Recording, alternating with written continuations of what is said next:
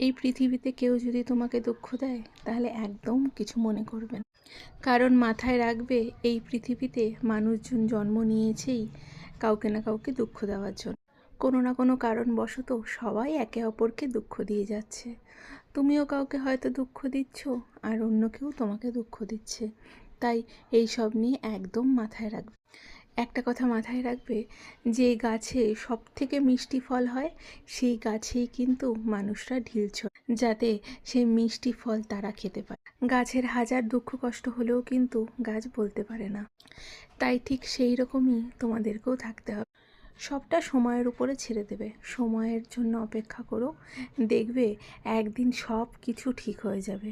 কর্মফল কোনোদিনও বৃথা হয় না। ছোটবেলায় সবার কাছ থেকে শুনতাম, এ জন্মের ফল তুমি যাই করো না কেন এখানেই ভোগ করে যেতে হবে। তাই তুমি সঠিক থেকো, অন্য কে কী করলো সেই দিকে মাথা দিও।